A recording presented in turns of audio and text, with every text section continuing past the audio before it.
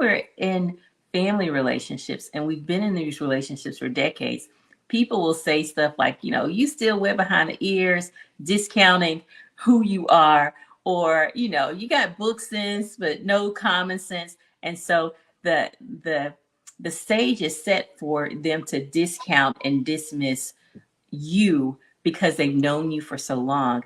And many times when we're preparing for the family reunions, we put our coat of armor on because we know the aunties are going to talk about the weight gain. They're going to talk about your bad kids, whatever. And so you are so used to putting on that armor, but something happens sometimes, particularly when you introduce kids to the thing, to the element, whereas you may not have been willing to go to bat and protect yourself.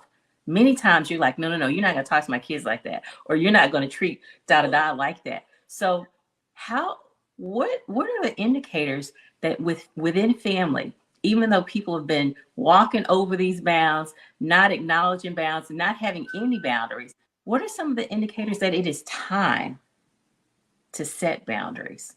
And what does that look like?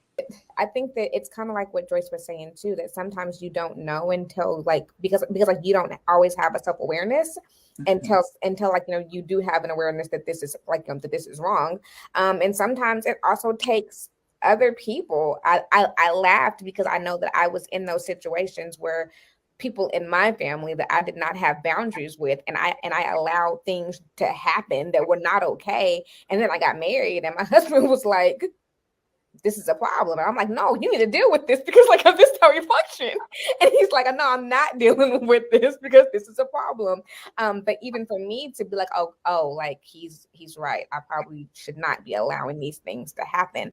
I think that sometimes it is kind of like they said, that sometimes we don't always realize that things are a problem. And then sometimes it's a fear with family because you be the one who speaks up or the one who says something and you're the problem.